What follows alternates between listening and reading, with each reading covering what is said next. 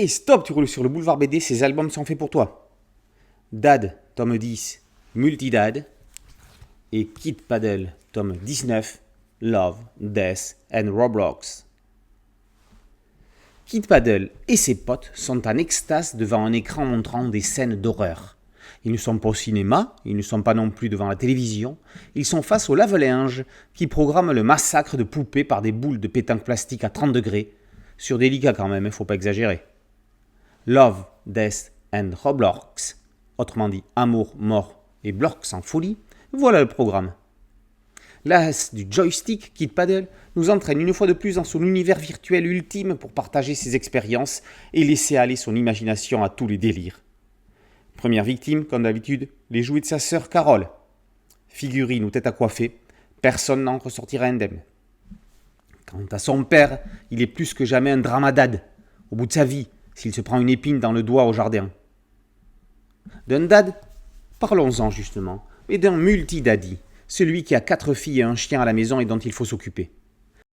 L'homme s'est déjà démultiplié pour promener bébé Rénis, faire la lessive, le ménage, la cuisine, la vaisselle et sortir le toutou, et il attend toujours l'opportunité de démarrer sa carrière de comédien. Contre toute attente, c'est quelqu'un d'autre qui va l'avoir dans cet album. Mais là où Dad va devoir encore plus se démultiplier, c'est quand il va devoir partir s'occuper de son père pendant que sa mère se fait opérer. Dad est un dad, mais qui est le dad de qui ? On peut se poser la question. Et pendant ce temps-là, les filles, à l'appartement, gèrent toutes seules la situation. Comme quoi, quand on est devant le fait accompli. En quelques années, dans l'ombre des blockbusters historiques et d'un Titeuf trustant le devant de la scène, Dad et Kid Paddle ont fait mieux que creuser leur trou et sont devenus de nouveaux classiques du gag franco-belge.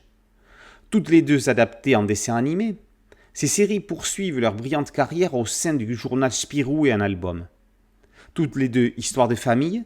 Si le passage de Kid Paddle en album est naturel, celui de Dad est plus que nécessaire pour s'immerger dans la vie évoluante de la petite colonie. Il y a plus de storytelling chez Dad. On est plus dans le gag pour le gag chez Kid. Il y a plus de comédie chez Kid. On est plus dans la tendresse chez Dad. Alors, Kid Paddle versus Dad, sur qui mise-t-on ? Les deux évidemment.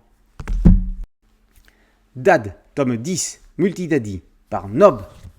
Et Kid Paddle, tome 19, Love, Death and Roblox, par Midam, Patelin, Goff et Derain, sont tous les deux parus aux éditions Dupuis.